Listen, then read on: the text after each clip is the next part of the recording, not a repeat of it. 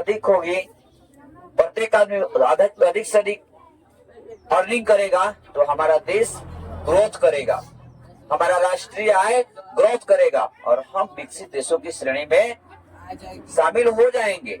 ध्यान देना है आप लोगों को। प्रति व्यक्ति आय क्या है? प्रत्येक व्यक्ति की आय क्या है? पर कैपिटा इनकम, राष्ट्रीय आय में जो राष्ट्र का आय है, राष्ट्रीय आय में देश की कुल जनसंख्या से, राष्ट्रीय आय में देश की कुल जनसंख्या से भाग देने पर जो भागफल आता है, राष्ट्रीय आय में देश की कुल जनसंख्या से भाग देने पर जो भागफल आता है उसे हम क्या कहते हैं? उसे प्रति व्यक्ति आय कहते हैं। देखिए, राष्ट्रीय आय में देश की कुल जनसंख्या, पूरी राष्ट्रीय आय और देश में कितने लोग हैं, पूरी जनसंख्या से भाग दीजिएगा तो प्रति व्यक्ति आय का आकलन आप कर सकते हैं।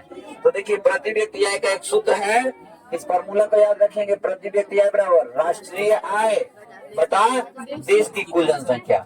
प्रति व्यक्ति आय बराबर राष्ट्रीय आय बटा देश की कुल जनसंख्या।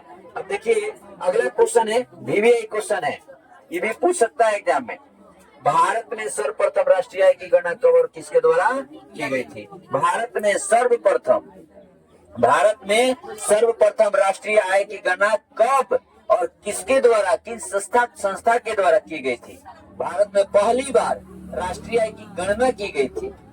तो देखिएगा बाबू, तो भारत में सर्वप्रथम राष्ट्रीय आय की गणना, भारत में सर्वप्रथम राष्ट्रीय आय की गणना 1868 ईस्वी में, 1868 ईस्वी में, वहाँ मिसप्रिंट दिया है किताब में, 1968 कर दिया है, वहाँ ध्यान नहीं देंगे। तो भारत में सर्वप्रथम राष्ट्रीय आय की गणना 1868 ईस्वी में दादा भाई नौरोजी ने किया था। राष्ट्रीय आय की गणना वो किए थे कौन? दादा भाई नौरोजी।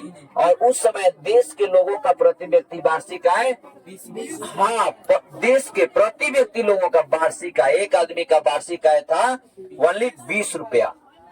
कितना? 1968 की 1868।